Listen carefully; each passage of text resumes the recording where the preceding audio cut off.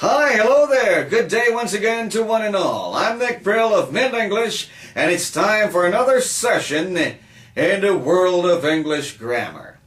Today we're going to be talking about basic sentences, the basic of the basics in terms of sentences.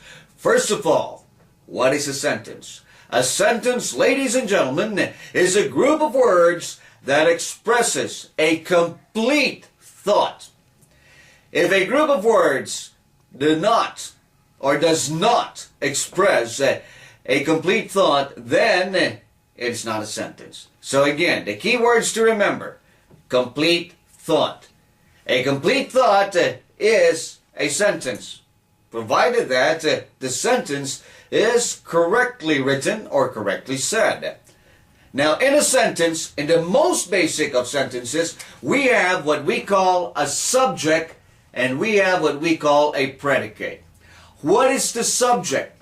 The subject in a sentence is actually a noun or a pronoun that is being talked about in the sentence. It is what the sentence is about. It is who or what the sentence is all about. That is the subject.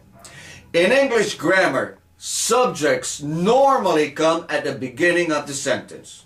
Again, subjects are either nouns or pronouns. The predicate, on the other hand, ladies and gentlemen, is the verb or the word that helps describe the noun. Not an adjective, but it is the action which describes the subject. We have an example here. Anne plays the guitar. The subject is Anne because the sentence is talking about Anne. Plays the guitar is the complete predicate. It describes or it talks about the subject. Another example. The children went to the park yesterday. The children went to the park yesterday. Subject, children. Why? Because the sentence is talking about children. And so, children is the subject. Sometimes, the subject is also the doer of the action. Sometimes, the subject is not the doer of the action.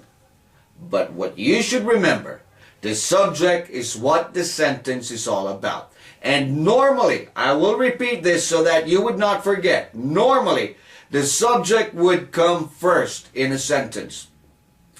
The subject would be somewhere at the beginning of the sentence. And the subject is normally a noun or a pronoun.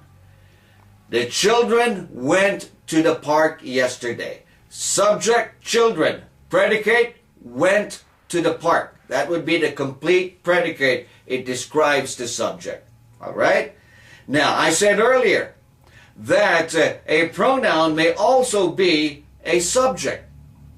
Instead of saying the children, what pronoun is that again? We talked about pronouns a few sessions ago.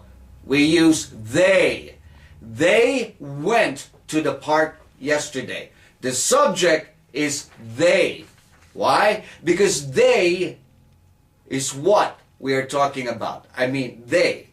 They went to the park. So again, a subject may be a noun or a pronoun. It is what is being talked about in a sentence. The predicate is the word or the group of words that give meaning or that describe the noun, or it answers the question, what is the noun all about? What is it doing? What is it? All right? Take that into consideration. We have 4 basic sentences in the English language. First, we have the declarative sentence. Declarative sentences, ladies and gentlemen, simply form statements. They just give a statement. They just give statements. I'm sorry. They just give statements. Example, I am here. I'm not asking a question. I'm not giving an order. I'm not giving any condition. I'm simply stating that I am here. That is an example of a declarative sentence. Another example. My name is Nick. Well, I use Tom here, but my name is Nick. It's a statement. It's a fact. So when you give a statement, when you give a fact, then you are making use of what we call a declarative sentence. You are declaring something. I am 18 years old. See, I'm still young. I'm 18 years old. I am not asking a question. I am not giving an order. I am not giving a command. I am not giving any condition. I am simply stating that I am 18 years old. It is another example of a declarative sentence. The sun rises in the east. It's a declarative sentence. It is cold today. It is a declarative sentence. It is a sentence that gives a statement or a fact. It does not ask a question. It does not command. It just gives a fact or a statement. So it is a declarative sentence. Wood is hard. Wood is hard. Another example of a declarative sentence. The next type of sentence is what we call the interrogative sentence. Interrogative. Interrogative sentence. Interrogative sentences, ladies and gentlemen, ask questions. Where are you? How old are you? What is your name? Where did you come from? Where are you going? Am I being friendly? All of these are words or groups of words formed in a sentence to ask a question. So, any group of words with a complete thought that asks a question is actually an interrogative sentence. Interrogative sentences interrogate.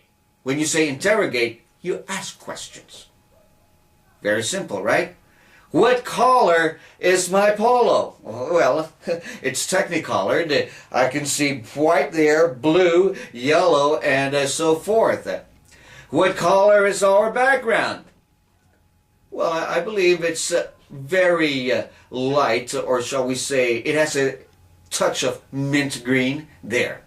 All right? So whenever you ask a question, the question is actually an interrogative sentence. Next, we have what we call imperative sentences.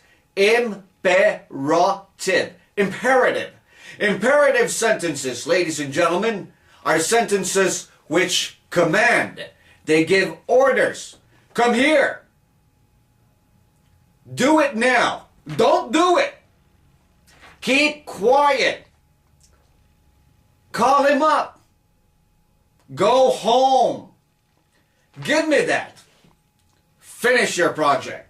So any sentence which commands or gives an order is actually an imperative sentence. The third type of sentence in English grammar. Finally, but not the least, of course, we have conditional sentences.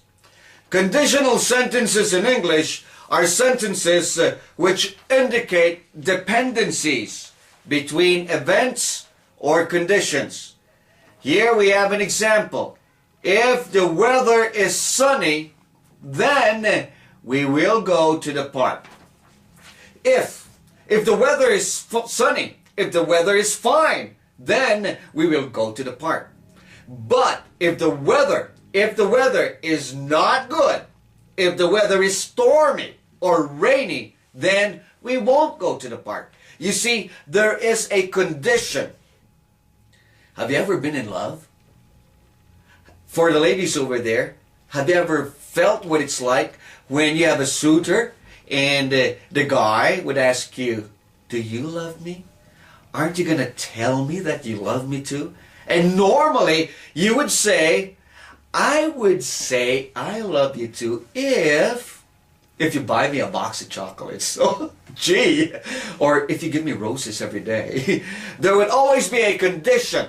So when there is a condition, when you meet the word if or whether or not in a sentence, then it would fall under this category or this type or this kind of sentence, conditional sentence. And so, how many types of sentences did we talk about today? We talked about the 4 major types of sentences in English. The conditional sentence, which always gives a condition.